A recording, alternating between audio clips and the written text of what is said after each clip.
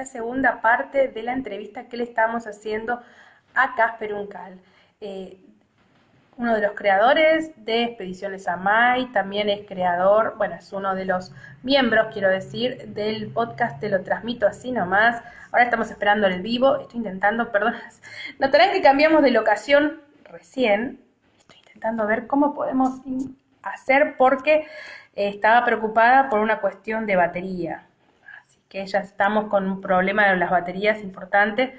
Vamos a intentar dejar esto así, que no se mueva. Hola Casper otra vez, y bueno, mandá la invitación y yo acepto, así podemos seguir haciéndole la entrevista. A ver si estamos ahí, manda la invitación y bueno, lo vamos. Notarán, les decía a Casper que cambié de locación y esto se mueve un poco porque lo estoy agarrando con la mano. Teníamos poca batería, así que dije, bueno, vamos a poner esto a cargar y lo sostendré un rato más, así podemos continuar con la entrevista. Ahí te veo. Yo ¿Cambiaste de acá, locación? ya llegué al 100 de la batería, así que ya lo puedo agarrar, lo puedo manipular como quiera. Yo andaba a los 20, entonces dije, bueno, lo pongo y bueno, después más tarde vamos a ver cómo ando con la batería, así podemos continuar. ¿Sabes qué? Quería preguntar, Sí. con respecto al podcast, lo que veníamos hablando, ¿cuál fue el que vos podés decir, este es mi programa favorito o el momento favorito?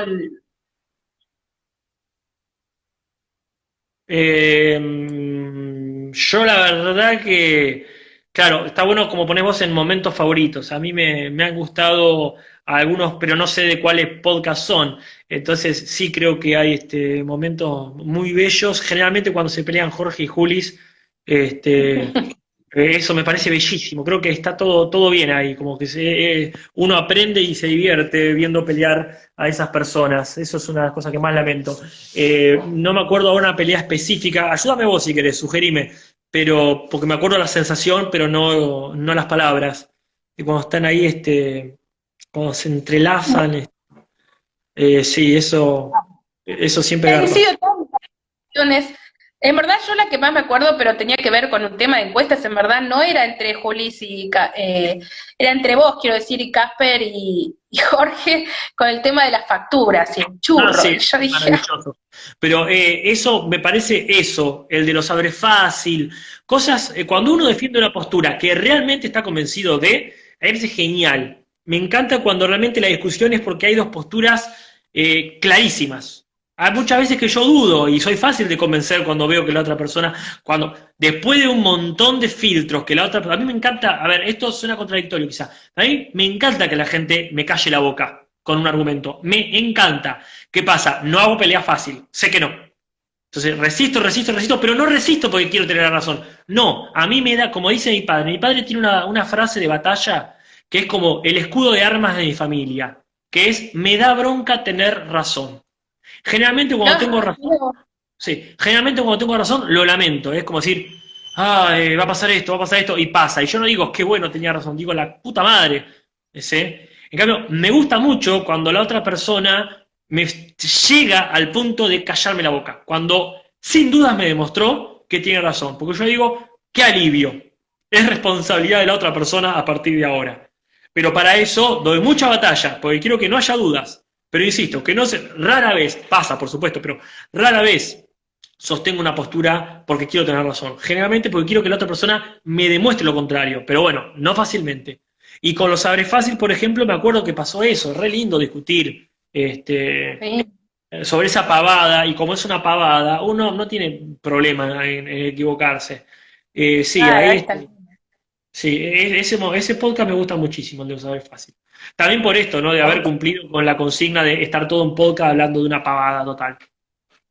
Así que sí. Sí, no solamente, sino que para mí creo como oyente, y seguramente le pasó a todos, cuando decimos, bueno, van a hablar de abre fáciles, y es como, bueno, y ese era eso, era una pavada total, pero de repente uno empezó a darse cuenta que teníamos todos una posición muy tomada con respecto a los abre fácil, pero muy tomada, y que realmente eran esas cosas de la rutina diaria de uno que no la pensás, pero la pensás, en esto me molesta, o esto me gusta, y qué sé yo, con los abres fáciles, yo estaba del lado de, no son tan, no se abren tan fácilmente, ¿no? a diferencia de Natalia, que era muy no, se utiliza en el método lo que dice el paquete, tiene que abrirse. Y uno estaba como, Mira, no, Nati, no. mira. De esas dos discusiones, la de las facturas y la de los saberes fácil, llegué a dos conclusiones, muy pavas, por supuesto, pero sobre temas muy profundos. Es decir, me encontré que la metáfora del saber fácil y la metáfora del churro abarcan conflictos sociales muy profundos. Por supuesto que esto que digo es muy discutible y puede parecer absolutamente ridículo, como soy yo, que soy absolutamente discutible, contradictorio y ridículo. Pero encontré que en la metáfora de los churros se puede encontrar posturas xenófobas. No estoy acusando de xenofobia a ninguno de mis compañeros, por supuesto, para nada, pero en otro tipo de discusiones sobre quién es argentino y quién no es argentino. ¿Y por qué vos sos argentino? ¿Porque naciste como argentino y una persona que viene de otro país jamás va a ser argentino? ¿Siempre va a ser un extranjero? ¿O cuestiones de identidad sexual? ¿Una persona trans toda la vida va a ser el género con el que nació? ¿O puede llegar a otra cosa? Entonces la metáfora de los churros, si son o no son una cosa, me sirvió mucho para después, para otras cosas. Como decir, bueno, podemos discutir toda la vida si yo soy argentino por nacer acá. Y si me voy a otro país, ¿qué onda? Si voy a vivir a Inglaterra, ¿nunca seré inglés? ¿O solo seré inglés de segunda? ¿Qué onda? ¿Por haber nacido en Argentina ya está? ¿No puedo tener otra nacionalidad? Lo mismo con cuestiones de género, o sea, yo considero que una persona trans, que me perdone si esta metáfora le parece ofensiva, pero puede tomar el ejemplo de los churros a su favor. Lo mismo con el tema de los saberes fácil. Con los saberes Pero sí, fácil entendí que muchas cosas funcionan solo con una gran producción o con una gran inversión detrás. Los saberes fáciles funcionan como muchas otras cosas, porque son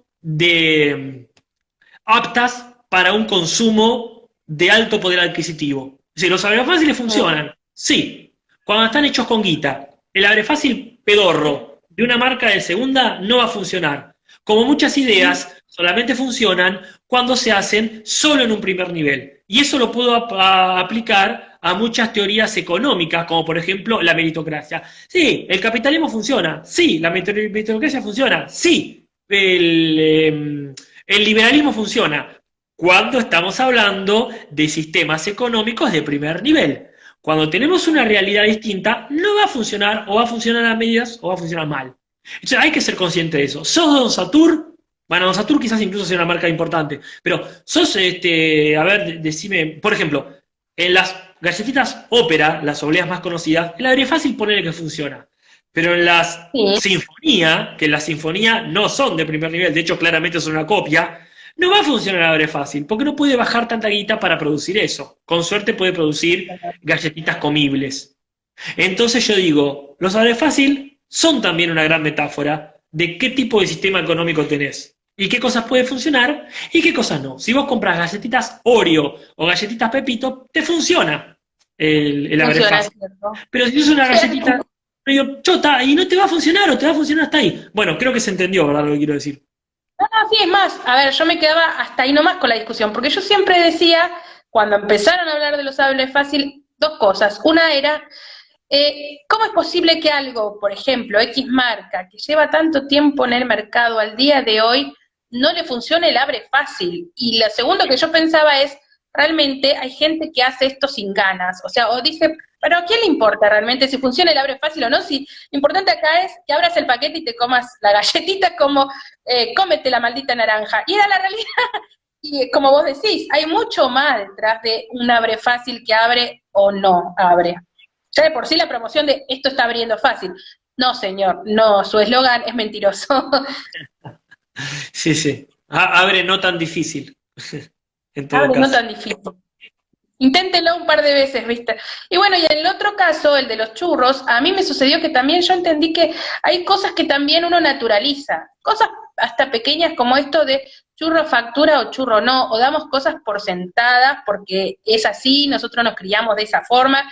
En un momento de la discusión recuerdo que Jorge dice, yo nunca fui a una panadería y me pusieron en el mismo paquete los churros que una media luna. Y yo le digo, pero la panadería que está en mi casa, siempre fui, los churros fue algo más que estaba ahí, y yo lo pedía churros, pedía media luna, me ponían todo en el mismo paquete, Y entonces para mí era por eso, digo, el churro para mí es una factura, pero era un tema también de crianza propia, ¿no? Es muy loco, pero es así. Y de experiencia. Me parece que ahí está lo lindo de que cuando en podcast estamos discutiendo de churros o de aves fáciles, estamos discutiendo de churros y de aves fáciles. No hay una intención por detrás. Eso me encanta. Con otras personas sí está esa cuestión de quiero, en realidad quiero demostrar que mi experiencia es mejor que la tuya o más válida. Eso por suerte en el podcast no lo siento y si está, no lo percibo.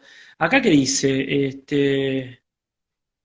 Panicidio dice, Es creo como, que además no nos importa tanto, es pasible de ser, es plausible de ser analizado, pero realmente lo importante es comer la galletita. Lo importante es disfrutar, el placer, como decíamos en la sí, otra. obvio, pero son Pero cosas sí, que no las pensamos, no las pensamos y de repente dices, ay, sí, bueno, una de las cosas que a mí me gustaba mucho que ustedes habían hecho de la serie, el Me Revienta, era, la serie, ¿te acordás? sí, La sí, serie que hicieron, y que también eran, Me Revienta se llamaba así, ¿no? sí me revienta, Eso qué que hay con ella? y nada, me gustaba mucho eso, de que de repente mencionaban, me revienta tal cosa, me revienta tal otra, y eran cosas que uno no las piensa en general, pero cuando decís, pucha, sí, me revienta a mí también, esta es una situación en donde yo me veo muy identificada. Y hay otras cuestiones en donde no necesariamente.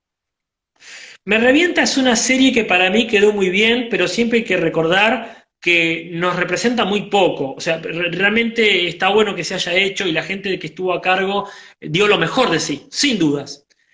Pero hay que recordar que es realmente un proyecto muy viejo, muy de otra época y que nosotros teníamos muy poco control creativo. Sí teníamos mucho permiso para hacer cosas, seguro, porque lo hicimos con gente muy amiga, al menos en ese momento. Pero también es los guiones no son nuestros, ¿viste? Ah, bueno. Hay muy poco de nosotros en eso. O sea, nosotros fuimos ahí a actuar con mucha posibilidad de toquetear, seguro, seguro, seguro, pero la verdad es que es un proyecto ajeno. ¿Sí? Entonces Ajá. está bueno diferenciarlo de, por ejemplo, la obra de mi vida. Hola, Gavita, Es de 07. usted. Hola. Nosotros fuimos a actuar a Me Revienta y a veces Claro. coincidimos y a veces no. Entonces está bueno siempre tener eso en cuenta. Y hay cosas que coincidíamos en ese momento que ahora ni a palos. O sea, hay eones de distancia entre ese proyecto y nuestras vidas de ahora. Pasa que uno siente culpa, dice Paricidio, de quejarse de determinadas cosas. Sí, sí, no está buena la culpa, es un concepto muy pedorro. Ujú. Mira, hoy también le preguntaba sobre la obra de mi vida, Nati, y también te lo pregunto en este sentido a vos. ¿Vos necesitas en un proyecto, te sentís tal vez más cómodo apropiándote de ese proyecto, siendo parte activa, o preferís ser un actor que, digamos, voy, hago mi actuación, o hago mi papel y ya está? Como suelo responder a muchas cosas, que hasta ahora no lo hice, voy a usar la carta típica de Casper, que es decir, las dos cosas. Porque para algo soy una persona ambigua, contradictorio, soy una persona contradictoria, en muchos aspectos de la vida dual, entonces no me molesta ponerme bajo la protección del dios Jano, el dios bifronte de la cultura romana, el dios con dos caras, y decir las dos cosas. Porque la verdad es que hay proyectos, si voy a difundir el proyecto yo, si yo voy a tener que estar poniendo la cara, no solamente en escena o ante cámara, sino en las redes y etcétera, necesito estar involucrado, ¿sí? Como pasa con la obra de mi vida. Si yo voy a estar ahí haciendo un personaje que además voy a difundir en las redes, y de hecho se llama como yo, que es todo eso, ¿verdad? Necesito que me represente, sin duda. Y voy a Ujú. poner el cuerpo, y voy a estar ahí para lo que se necesite, no solamente voy, actúo y me voy. En ese tipo de proyectos necesito realmente ser parte del proyecto, no solamente un engranaje. Quizás un engranaje menor, quizás un miembro secundario, ningún problema. Como de hecho pasa ahora con la nueva serie que estuvimos trabajando, ¿no? Esta de El Maniquí Asesino. Yo ahí tengo una participación muy puntual que todavía no llegué a emplear, pero yo me pongo la camiseta del proyecto porque necesito que me represente si voy a estar todo el tiempo difundiéndolo. Pero, y es un gran pero, también hay proyectos en los que quiero solamente ir a hacer lo específicamente que me compete. Eso pasa mucho con el match de improvisación, este espectáculo del que ahora, del que todos fuimos parte, pero ahora solamente es parte Julis. Yo voy a ir invitado, y cuando actuaba, también iba a hacer lo mío. Iba, armaba el escenario, sin dudas, limpiaba lo que haya que limpiar, actuaba hasta el último momento, ponía todo de mí, sin dudas. Pero solo eso. Después, otro tanto. Yo vine a hacer esto y hago todo lo que se me indique, lo voy a hacer y con toda la voluntad. Toda. No voy a escaparle a ningún compromiso preestablecido o que yo tenga que hacer. Pero me encanta decir, esto depende de otras personas. Esto me excede. A partir de acá, tu responsabilidad. En ese proyecto, completamente distinto. Y cuando haces un proyecto que es tuyo, que has trabajado, que lo has generado y todo, ¿se disfruta más o sentís más el tema de la autocrítica? No entendí la pregunta. ¿Cómo de vuelta? Por ejemplo, un proyecto como si vos, o sea, un proyecto onda la obra de mi vida. Estuviste detrás también del guión, ayudaste, aportaste, además de actuar, tal vez con la producción. Cuando termina y ves el producto final, ¿te sentís como disfrutás? Ya de por sí a muchos actores se les pregunta esto. ¿Disfrutás ver el proyecto final y decir yo hice esto y esto y esto? ¿O empezás, uy, esto faltó acá, esto pasó acá, ta, ta, ta?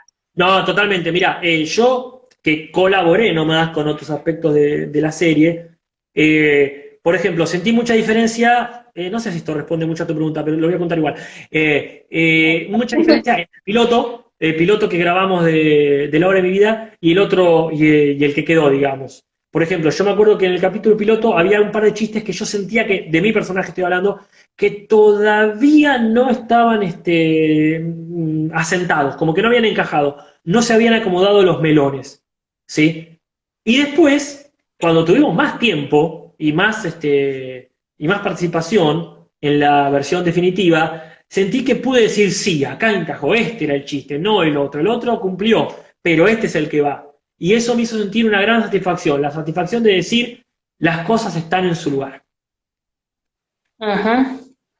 Con respecto a eso también, cuando ves una, porque estuvimos hablando en el podcast más que nada sobre qué películas recomendarías o series de mirar en estas épocas, de aislamiento social, digamos, ¿no? Respondo lo mismo que antes. Las películas que me gustan las recomiendo independientemente del contexto. Puede ser que yo cambie mis gustos, naturalmente, pero yo sí, recomiendo siempre las mismas, las que a mí me gustaron. Entonces, si tengo que recomendar una película, voy a recomendar Galaxy Quest, que me parece que es una película muy bella sobre el mundo de la actuación, más allá de que en realidad es una película de ciencia ficción, pero la recomiendo porque es una bella película y habla muy bien de ese tema. Voy a recomendar, creo que hoy mismo lo hice, La muerte le sienta bien, que me parece que es uno de los mejores personajes de Bruce Willis. La vi, la Sí, vi. la recomiendo muchísimo, independientemente de esta época, como, qué sé yo, mirá la película que te guste. Voy a recomendar toda la vida El Padrino porque me parece una maravilla, es una obviedad decirlo, pero por sobre todo me unió mucho. De hecho, es una de las primeras películas que me unió con Jorge mismo, con mi viejo, con un montón de amistades, con René en su momento y otros amigos del mismo elenco. Me unió porque es una película con mucho código. Entonces quizás recomiende eso. Por un lado, volviendo a la dualidad, por un lado, películas que generan código con mucha gente y por otro lado, películas muy cerradas en sí mismas, pero que a lo mejor no podés compartir con todo el mundo, pero te dejan algo a vos. De la misma manera, recomiendo películas de Wes Anderson, que ahora está muy de moda, pero cuando yo lo veía, todavía no se podía compartir mucho. Solamente lo conocía gente que me lo recomendó, que era muy culta. Entonces agarraba el consejo de gente mucho más inteligente que yo, que no es tan difícil tampoco. Entonces ahí pasó esto de descubrir un mundete que ahora se puede compartir, las películas de Wes Anderson, como La vida acuática de Steve Zissou, esta que salió hace poco, ya hace varios años, Grand Hotel Budapest. Son películas muy lindas, de un tipo que la tiene clara. Así que la recomiendo. Mira, justo, sí, estarás contento de saber que coincidiste con Jorge porque él recomendó El Padrino también. Ah, mira, pensé que no Audi. iba a recomendar jamás. Qué bien. Si no hay que olvidarse de los Sí, no, orígenes. Y aparte porque uno ya va no, por sentado que la vio todo el mundo, pero hay mucha gente que todavía no la vio. Así que no está no, mal no. recomendar cosas que parecen obvias. Me alegro mucho de haber coincidido. No, inclusive en estos momentos pasa de que yo he escuchado a muchas personas que, y es lo que a mí me llamaba la atención, en verdad es una cuestión Valentina generacional. Nicolás se unió, la gente, la calidad de personas que están uniéndose a este chat. Hola, Valentina Nicolás. Le El Gillo seguimos agradeciendo a todos los que están uniendo, al que ven los vivos y después van a verlos también en Team Diferido en el YouTube. Y hablando de eso, de los orígenes, en verdad, ¿cuándo empezó el amor por la literatura, en tu caso? O decir, quiero ir por ese lado. Yo creo que la literatura siempre fue una forma accesible de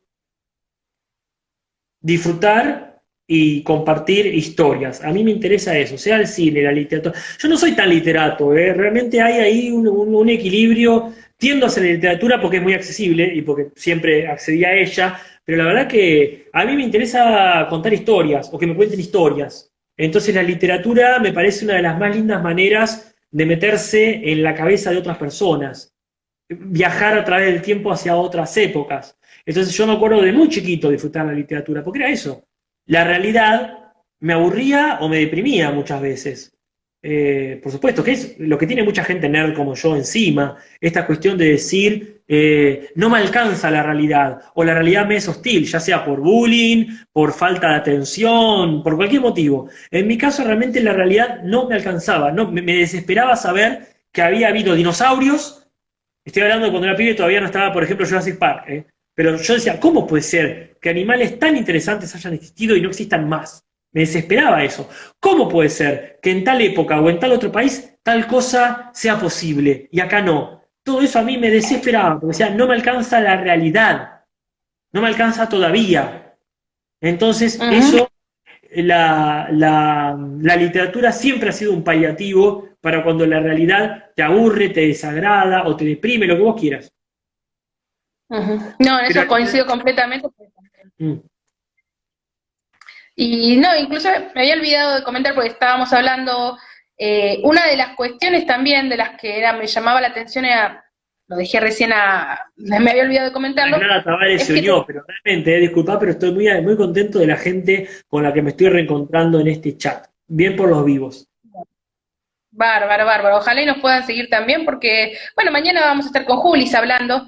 ¿Qué te decía? El tema generacional también me llama la atención porque, claro, muchas personas en estos momentos están viendo películas que para mí yo las vi. O sea, por ejemplo, hoy me decía Nati y Jorge, vamos a ver el guardaespaldas. Y yo decía, ¿cómo no vieron el guardaespaldas? Pero claro, uno después se da cuenta, digo, no todo el mundo vivió la época que uno estaba viviendo y entonces de repente cosas, a mí todavía, por ejemplo, me maravilla cuando una amiga me dice, y yo fui al estreno de Star Wars, la 4 que fue la primera en su momento en el cine, yo estaba como, ¡ah! ¿Viste?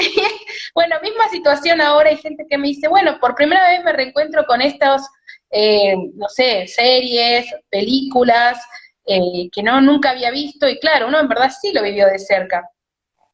Pero A a veces veces, vos sentís, sí, a veces tiene que ver con que dejaste pasar la oportunidad en su momento por prejuicio o por simplemente desinterés. O sea, yo tampoco vi Guardaespaldas porque me parecía que era una película que no tenía nada para contar, salvo lo que te mostraba la propaganda. Bueno, no me interesa la historia de amor entre Whitney Houston y Kevin Costner.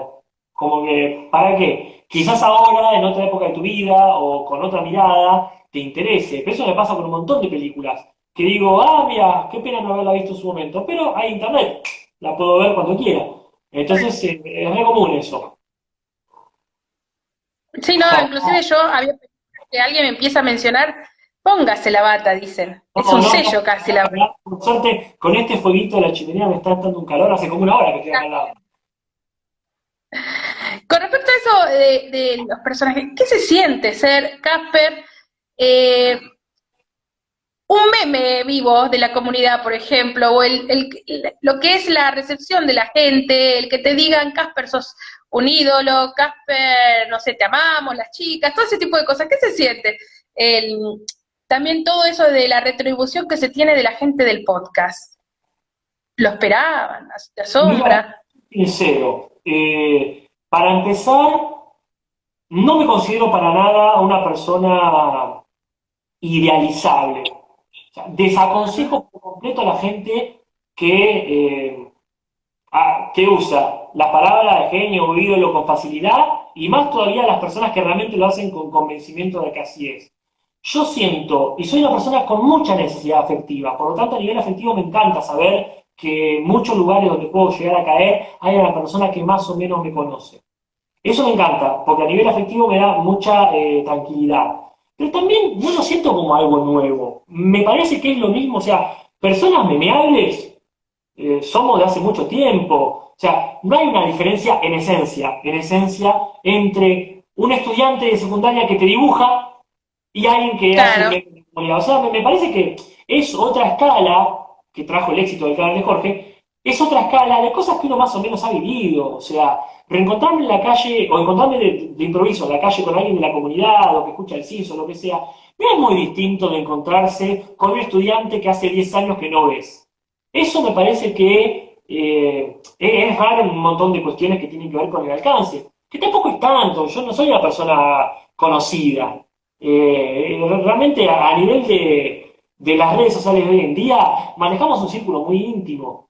Entonces, por ejemplo, esto lo he dicho varias veces, uno acá en La Plata, con haber hecho un espectáculo durante 2 o 3 años, ya es posible que la gente más o menos te pueda llegar a reconocer.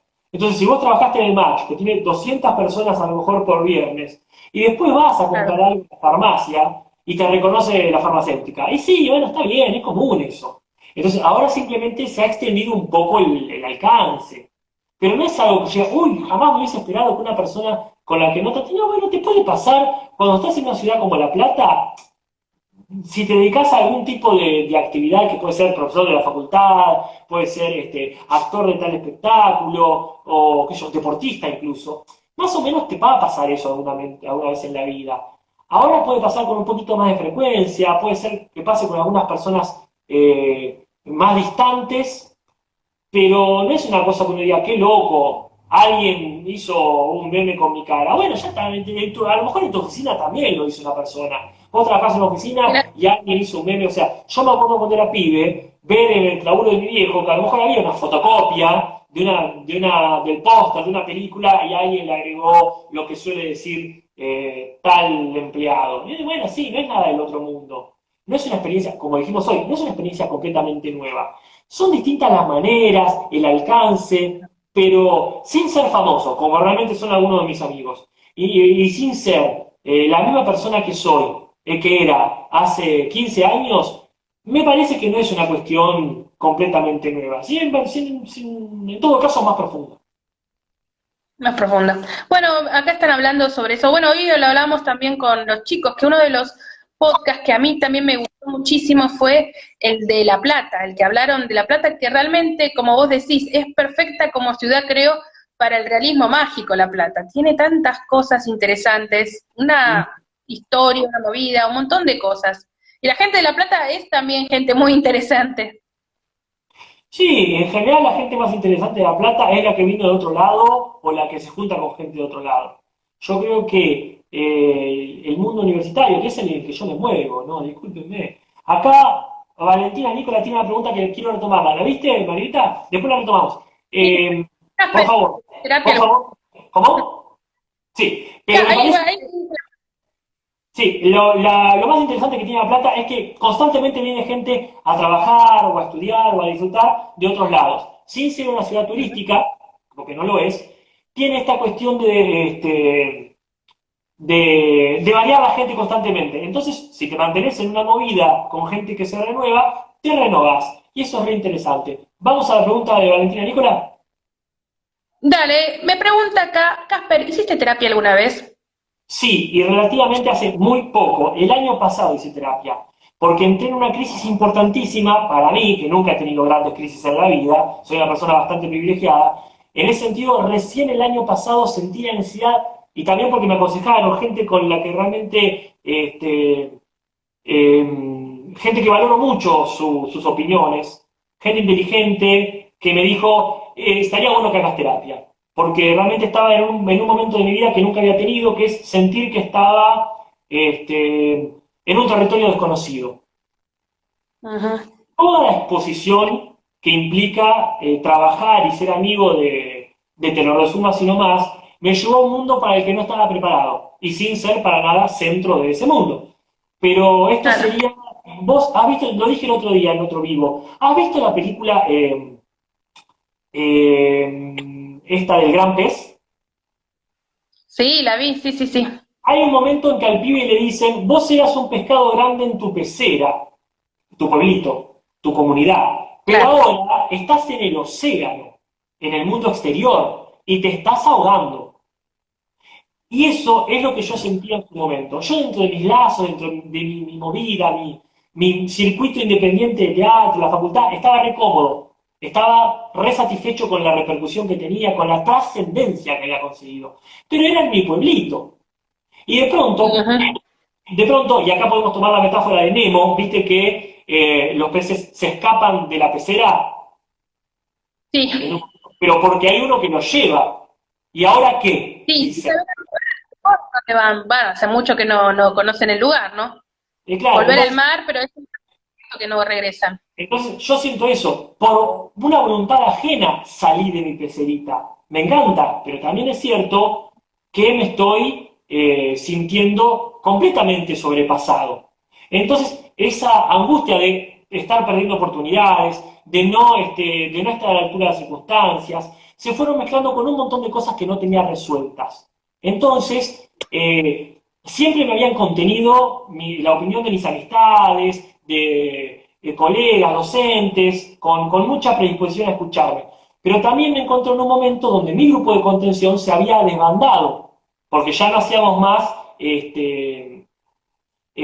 obras juntos, ya no estaba participando todo el mundo en nuestro centro cultural. Entonces me encontré con que necesitaba hablar con una persona que me llega a conocer mucho, pero tampoco que no que tampoco tenga tanto contacto. O sea, realmente un psicólogo. Y empecé terapia con una psicóloga que me recomendaron, por cierto, muy barata, estuvo buenísimo.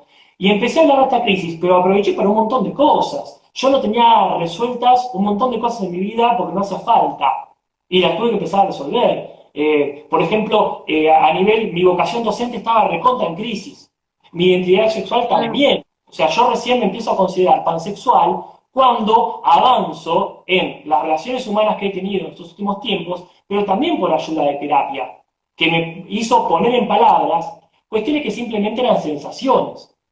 Con la vocación docente lo mismo. No me sentía para nada satisfecho con el tipo de escuela que estamos teniendo ahora. Gracias a esta circunstancia social, empecé a reconectarme con la relación docente, porque las herramientas que venía juntando, herramientas de virtualidad, transmisiones en vivo, redes sociales, sentía que estaban como en conflicto con la escuela, que es un asco de anquilosamiento, o sea, es un sistema viejo, caduco.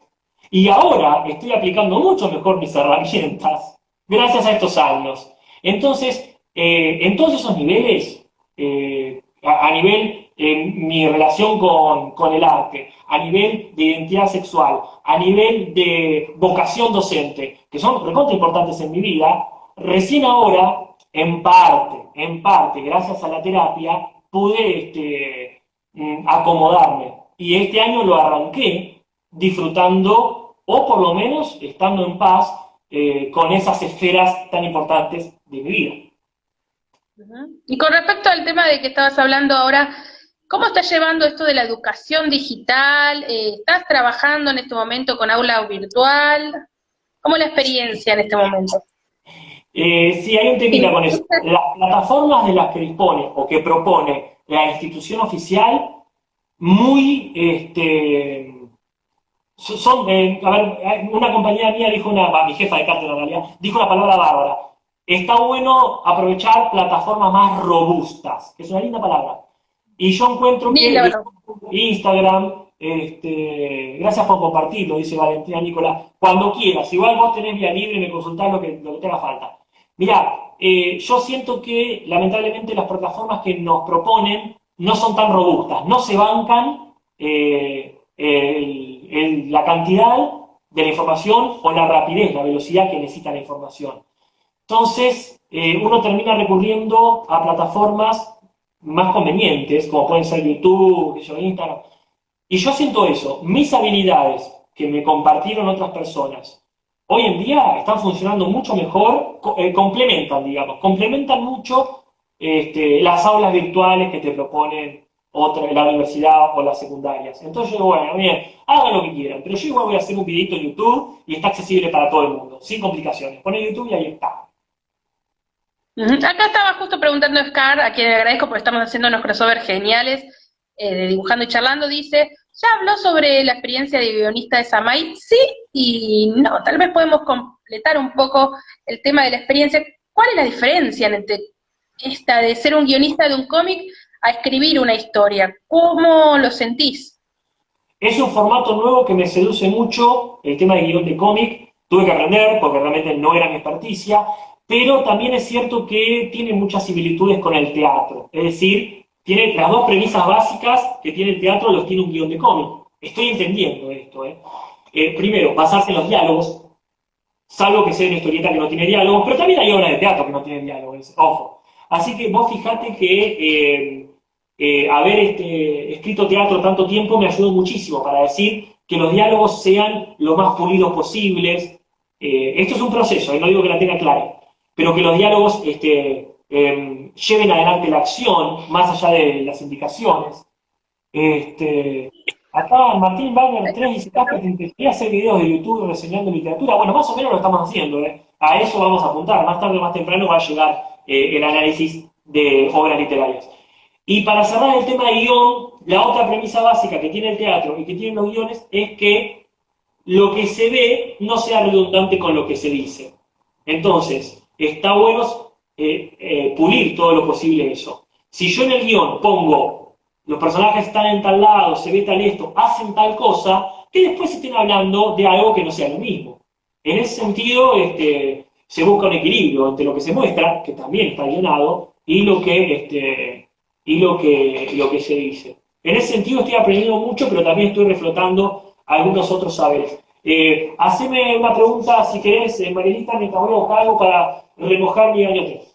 Sí, sí, sí.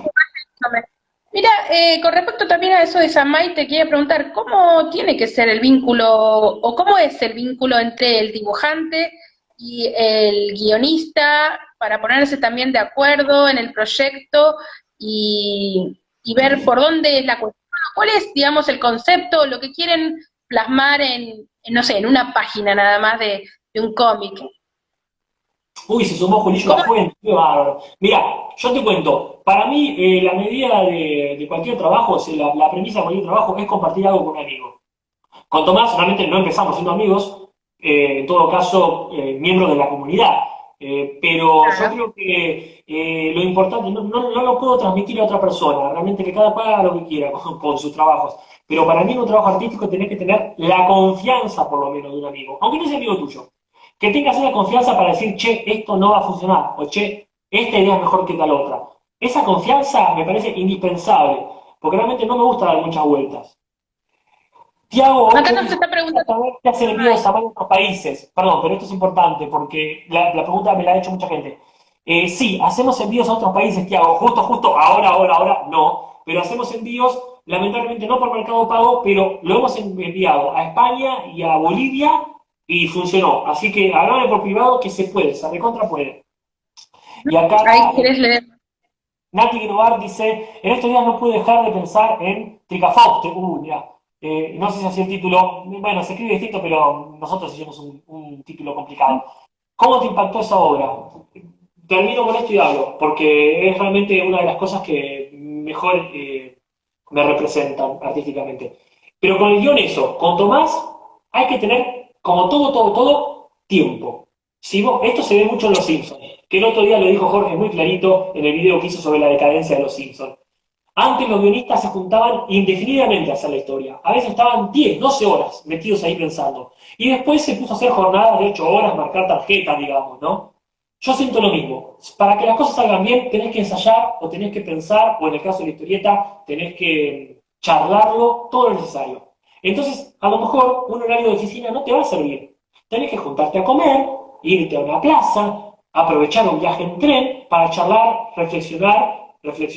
Con Tomás, como somos personas que por lo menos nos caemos bien, nos juntamos y hablamos y decimos, bueno, listo, ya lo resolvimos. No cumplimos horarios. Para unirlo, Lo que este, decían sobre la obra, ¿cómo se dice? ¿Cómo se pronuncia? Vos sabrás mejor que yo. ¿qué La cosa? obra, hablaba de Ah, cómo te influyó. para unirlo con Tricafopte, que es una obra de teatro que empezamos a hacer con René y dos colegas más de nuestro grupo de teatro, estuvimos 9 meses ensayando y eso fue muy intenso. Todo, pero no fue solamente cumplir el horario de ensayo. Para mí todas las obras de teatro tienen que hacerse de manera, no digo paranoica u obsesiva, pero más o menos. O sea, tenés que estar pensando en eso todo el día, no solamente en el horario de ensayo. Tenés que ir a tu casa y decir, che, ¿cómo resolver esta situación? Trilcafoste es una obra sobre 3 personajes que viven en un mundo post-apocalíptico. Es decir, son 3 sobrevivientes, supervivientes, de algo que no se sabe qué pasó, pero solamente quedaron ellos. Y hablan entre sí en un idioma inventado para la obra. O sea, no es castellano. Tiene alguna que otra palabrita parecida, tiene mucho de inglés, tiene algo de francés, de ruso, de polaco, todo lo que vos quieras. Pero un poco de árabe incluso. Pero estos personajes se entiende que viven en una realidad que puede ser un futuro distante. Y va por ese lado. Los tipos no pueden respirar fuera de sus casas. Tienen que permanecer en sus casas. No lo había relacionado, la verdad, Nati, pero bueno, sí es inevitable no pensar ahora que lo decís. Y no, yo te digo, se están convirtiendo en los Simpsons, ahora se convirtió en los Simpsons, o sea, predijo futuro, digamos, así, de cierta bueno, forma. el secreto para predecir las cosas es ser pesimista. Entonces, cuanto más Ah, pesimista claro. seas, más la vas a pegar en un momento. Entonces, en esta obra, el tema es así: no había aire en este mundo. Solamente podías comprar globitos, aire envasado, por una monedita que ponías en una máquina. Salía un globo, ibas a tu casita, que la casa era un circulito de luz, o sea, estabas ahí encerradito, solito con tu alma.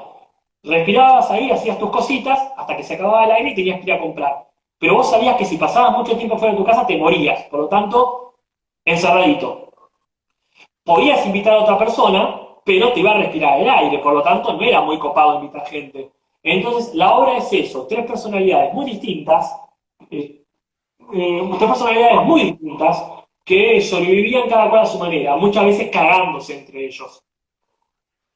Sí, esa obra me representa porque cada uno puso de sí lo que pudo.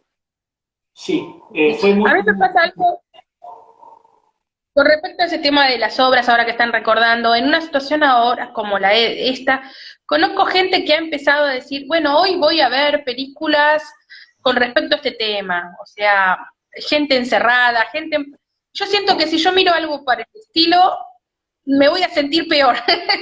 No sé cómo vos te sentís, ¿qué necesitas ver ahora? ¿Preferís ver algo relajante o realmente cine catástrofe, podemos llamarlo así? Mira, bueno, gracias Nati Innovar por dar esa obra y No, por tan lindas palabras acerca de ella. Realmente lo aprecio mucho. Es un momento de mi vida que creo que ya pasó, pero de hecho este es el primer año, me parece, que no vamos a hacer la obra. Realmente la hicimos ininterrumpidamente durante 15 años. O sea, 15 años haciendo ese espectáculo.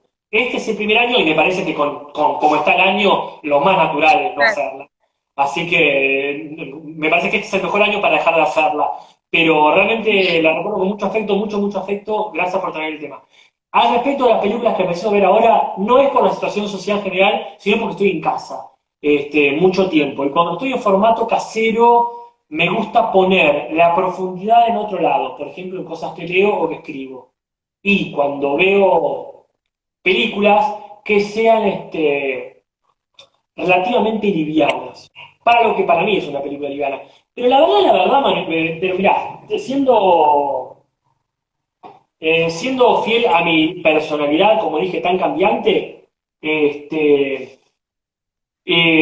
del día. Un día necesito ver Resident Evil y te juro que necesito ver la última película nerda básica que ha salido, y otro día quiero ver un clásico que no había podido ver. Sí, pero a mí me cuesta mucho últimamente ver películas complejas. Ujú, Porque sí, me gusta verlas para analizarlas, pero si no voy a hacer un claro. análisis de esto, no me interesa tanto. Vos fíjate, ¿vos sabés cómo empieza el podcast para mí? Antes, digamos, ¿Cómo? antes, el proto podcast, obviamente no me refiero al comienzo, el Génesis con Jorge y Nati, ¿no? Por supuesto que no, me refiero a esto de, por ejemplo, cómo se suma Juli realmente a esta historia, que no es una persona Sí, histórica. pero contame. Mirá, más allá de que él haya sido estudiante de Jorge y haya compartido el eco con Nati también, él se suma porque durante todo el año anterior al podcast, me puedo confundir con las fechas, por supuesto, con él, con Jorge y con Julis, los tres hacíamos un ciclo donde eventualmente estuvo Banati también, si lo hacíamos en la casa de Jorge, pero generalmente era lo de Julis. Íbamos los tres a recomendarnos películas. Nos juntábamos, por ejemplo, un miércoles a la noche y veíamos una película que solo uno de los tres había visto. Entonces, Jorge solía proponer películas de latinoamericanas o de países remotos, anti-hollywoodenses, digamos. De ahí vimos Quinodonta, de hecho, ¿sí? Ahí vimos muchas películas brasileras. O sea que Jorge solía recomendar películas actuales de países, Uno no suele consumir. películas contrahegemónicas. Eso es lo que hacía Jorge más que nada, proponer películas contrahegemónicas. Julis, obviamente, solía proponer clásicos de Hollywood, películas recontra, no superficiales, ojo, porque vimos películas re complejas, pero sí estas películas que son canónicas. Y yo solía recomendar lo que se llaman películas de culto, nerdadas. Entonces, por ejemplo, yo decía, ¿cómo que no vieron The Rocky Horror Picture Show? Veamos esa. Y Jorge decía, ¿cómo que no vieron Ciudad de Dios, una película brasileña? Y vemos esa. Y Julio decía, ¿cómo que no vieron tal de Al Pacino? Bueno, y veíamos esa. Y así estuvimos casi, me parece que un año estuvimos así, y fue muy lindo verlas. Fue muy lindo verlas porque realmente eran películas que la otra persona no hubiese visto si no hubiese habido un análisis compartido. Y a partir de ahí empecé a cambiar bastante mi gusto de cine. Y si veo una película analizable, me gusta verla porque sé que la voy a analizar. Verla y quedármela para mí solo no me interesa tanto. Para eso prefiero una película relativamente pasatista. Me gusta compartirla. Acá justo preguntaban esta, que yo la vi, por eso recién comenté, yo la vi, porque la vi para la universidad en su momento. Dice, Casper, ¿has visto La estrategia del caracol? Es una película No, colombiana. Actúa un cantante, mal no me equivoco, actúa el cantante, ay, no me acuerdo del nombre. Carlos Vives, me parece. ni idea, pero sé que es muy recomendada, así que si el Jesús Ferney la recomienda, bueno, la veré en alguno de estos días. Ahora, por ejemplo, me está costando, pero quiero ver una película platense, filmada en la provincia de Buenos Aires, que se llama Beppo, y trata sobre un famoso ciruja que recorría la provincia de Buenos Aires, que la filmó acá Marcelo Gálvez, que es un director de cine local, con un actorazo que es Luciano Guglielmino, uno de los mejores actores platenses, sin duda, y la acaban de poner disponible para YouTube, y la verdad que todavía no la vi, pero por eso, porque la voy a ver solo para mí, y si la veo solo para mí, prefiero que sea una película que sea más simple. Pero bueno, la recomiendo porque hay gente involucrada que es muy grosa. Bueno, mira, nos estamos quedando sin batería, así que voy a tener que ya ir a las últimas preguntas. Vamos a las dos últimas preguntas. Yo me quedaría charlando un montón con vos y quiero agradecerte ya el tiempo que te has tomado para poder hacernos esta entrevista, el programa, decirte que te lo agradezco mucho. Sin Gracias a contar vos. que también siempre te agradezco que cada vez que hemos ido a La Plata, has sido un excelente anfitrión. Sí, Eh, lamento siempre haber estado a la altura de las circunstancias. Yo sé que hay momentos en los que el anfitrionismo me queda grande, que tiene que ver, no sé, cuando no había planeado algo, cuando el cuerpo no me da más. O sea que yo te pido disculpas si en algún momento justamente el anfitrionismo ha flaqueado. Pero cuando lo puedo no, para controlar, me nada. encanta. Cuando lo puedo Acá controlar, me sí, acá dice, repetí la peli, Mariela. No sé si será La estrategia Caracol o esa que vos recién mencionaste que ibas a ver. bueno, Eh, Beppo es la que yo come larga. Listo. ujú, eh, Recomendado. Vamos con las últimas preguntas, te escucho atentamente. sí. La próxima pregunta, creo yo adivinar la respuesta. Por las dudas, igual pregunto. ¿Autor literario favorito? Sí, yo creo que esta pregunta la cambio cada mes, ¿verdad? Pero siempre dentro del mismo Ah, punto. Sí, no es que digo uno, no me caso con nadie. Pero realmente me sorprende la capacidad de, por ejemplo, Ray Bradbury de venderme lo que sea. Aposta que leo Ray Bradbury y no importa si es ciencia ficción, si es un drama humano, sea lo que sea, y aún leyéndolo traducido. ujú. Me conmueve, me parece que es un actor que entendió todo. Así que hoy por hoy recomiendo Red Bradbury. me parece Bueno, que me llega. me encanta porque estamos en sintonía, de verdad, porque en la previa anterior yo recomendé dos libros de Ray Bradbury, que en verdad son los únicos dos libros de Ray Bradbury que he leído, que es Crónicas Marcianas y Fahrenheit, que no nunca me acuerdo el número, 49, algo así. Sí, Y sí. la verdad que son historias muy impresionantes. Hablé un poquitito de cada una y la verdad que además son clásicos que uno está como así, es un clásico, pero no lo leí. Hablando de películas viejas también, lo mismo con libros que son clásicos y de repente no tenemos, digamos, el tiempo, no nos hacemos el tiempo para leerlos, para verlos. El realismo mágico de él, me encanta como me dice una amiga, ella me hablaba sobre Crónicas Marcianas, me dice, me gusta porque los marcianos son muy humanos, me dice. Es Es, interesante como él habla de Crónicas y los humanos son muy humanos en el peor sentido de la palabra. peor. Bueno, pero sí, sí, recomiendo eso, recomiendo no. En realidad, mi libro y mi autor favorito, y esto es re triste, Marinita, quizás lo más triste de mi vida, que tiene muchas cosas tristes. Mi libro favorito lo leí cuando tenía 11 años y jamás lo pude volver a encontrar porque no me acuerdo ni el nombre del libro, ni el libro del autor, ni el libro, ni el título de ninguno de los cuentos. Era un libro que tenía cuentos No, bastante perturbadores, que eran, por ejemplo, de una nena que la madre la obligaba a dejarse el pelo largo porque decía, vos sos re fea, pero tu pelo es re lindo, así que no te cortes el pelo jamás. Y la piba terminaba encerrada en su pieza con todo lleno de sí, pelo y venían vecinos y la violaban porque no se podía mover. Y finalmente la piba se arrancaba el pelo con los dientes y se escapaba. Y había otro que era de una vieja que juntaba basura en el patio porque decía, lo que ya se acabó no se puede acabar más. En algún momento se tiene que volver para atrás y eventualmente empezaba a sacar de la basura cosas enteras. Y el barrio, todo asustado, la prendía fuego a ella, lo tiraban en ácido al marido, para que justamente nunca más vuelvan, porque lo que habían descubierto era perturbador. Otro cuento, por ejemplo, me acuerdo que era de un artista plástico que sentía asco por todo lo natural. Entonces empezaba a cambiar el pasto de la casa por plástico. Después el perro le daba asco y lo cambiaba por un perrito mecánico, hasta el punto de llegar a convertirse él en una especie de robot, porque se iba suplantando todo lo orgánico que tenía.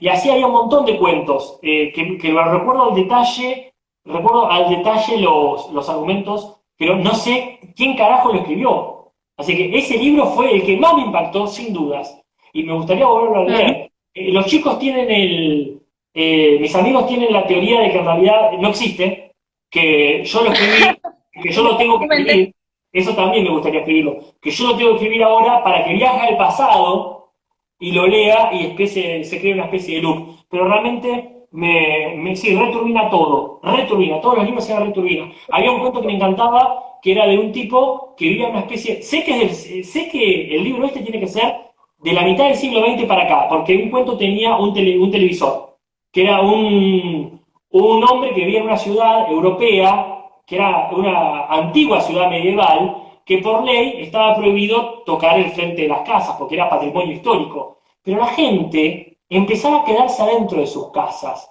porque psicológicamente como que tenían miedo o sentían rechazo por el resto de la ciudad que era medieval. Entonces se quedaban donde estaba el siglo XX, que eran sus casas, pero eventualmente se morían adentro de sus casas. Porque decían, no, me quedo viendo televisión, mirá qué lindo. Pues de hecho, bueno, muy para esta época es. Y la gente se quedaba sí, ahí, el protagonista se da cuenta que la gente se está muriendo encerrada. Y y entonces, de me hecho, gusta la... un compañero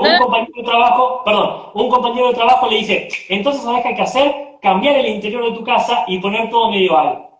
Rompe todo, pone muebles viejos, viste él y su familia con ropa de la época, y eventualmente descubren en la casa unos esqueletos envejecidos por los siglos, que es en lo que se había convertido esa familia. Entonces el tipo dice, no, esto no da para más.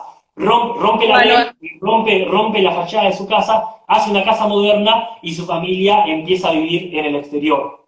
Pero es el único que se salva porque los demás mueren por esta especie de epidemia de encierro, si se quiere. Pero bueno, insisto, los cuentos me parecen maravillosos, no sé de quién carajo son. Si alguien tiene un dato, si alguien dice, yo leí algo parecido, avíseme, porque realmente me parece el enigma de mi vida, Margarita.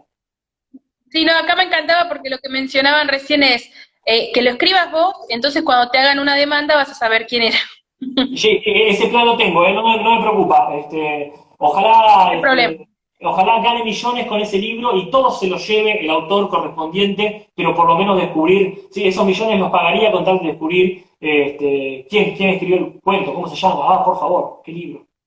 No, Bueno, esa es una de las cosas que es interesante, ¿no? Cuando uno a veces se engancha o se obsesiona con un tema y lo buscas y lo investigás. Yo me acuerdo que al ser yo de Casero siempre me interesó, por ejemplo, la historia de la batalla de Casero. Yo quería saber si había pasado Rosas por mi casa y cosas por el estilo. Y después de repente decís, ah, no fue en el Palomar, pero igual fue grande, pero igual puede haber pasado por acá. Hay restos, hay vestigios de las casas, se han encontrado y uno quería averiguar todo detalle que pudiera en su momento. Esas investigaciones que uno hace porque sí, porque un día se te ocurrió. Te iba a preguntar justo eso, ¿nunca intentaste en el buscador de Google poner nombres? Todo, viste que hay algunas que son para cuando uno no recuerda películas, hay algunos buscadores que vos pones el argumento sí, y te sale el nombre. A mí sí, me ha pero pasado de encontrar películas que no encontré. sí, yo tengo la sospecha de que fueron escritos por uno de esos autores muy desconocidos, que solamente los leyó la familia. Este libro lo encontré de casualidad en la biblioteca de una familia amiga, que por supuesto volví a la casa y no lo encontré. Pero son esos libritos que realmente debe haber pasado muy desapercibido. Y si es de un autor conocido, debe ser de esos que nadie le dio importancia. Así que bueno, el Google no me ayudó cuando lo quise buscar. Cada tantos años lo vuelvo a buscar y no. Pero bueno, siempre queda la esperanza. Internet, al fin y al cabo, todavía es algo nuevo. Bueno, llamado a la solidaridad, si alguien sabe, en busca del, no el muñeco perdido, sería del libro perdido en este caso, ya saben. Casper lo está buscando desde su infancia.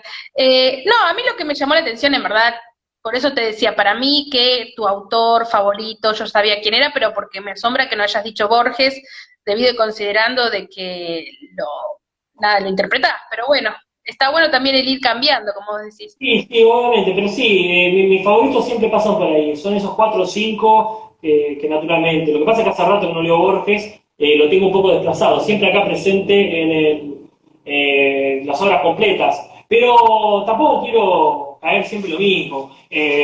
Borges está ahí en el podio inevitablemente, junto con Manuel Mujica Lainez, junto con Ray Bradbury y obviamente Tolkien también, ¿no? Tolkien toda la vida. Pero bueno, sí, sí, está bueno mencionar una vez a cada uno. Ujú. Bueno, vamos entonces a la última pregunta, por lo menos por el día de hoy. Más adelante tal vez volvamos a retomar alguna entrevista, alguna charla, porque la verdad que es un placer hablar siempre con vos. Cuando quieras. Eh, ahora voy directo a mi rubro. ¿Cuál fue dentro del podcast tu encuesta favorita? Si tenés alguna o recordás alguna. Sí, porque aparte recuerdo una vez cuando eran una novedad era como que había una ansiedad muy grande en mí, de qué opinaba la gente, porque la encuesta, la mejor encuesta para mí siempre es la que la gente dice algo inesperado. Me parece que ¿Mm? ahí, o sea, cuando gana Mingo y Aníbal contra algo, iba así como que, Bueno, para este, Mingo y Aníbal. las favoritas, siempre son las que incluyen comida. Creo que nuestra comunidad tiene un alma de comunidad judía importante o de italiana, porque la comida es recontra importante. Entonces, siempre cuando las encuestas Los son de ese demás. estilo, uno se pone, uno renueva el compromiso, digamos. Así que sí. No me acuerdo quién ganó, pero con la de alfajores me pareció re.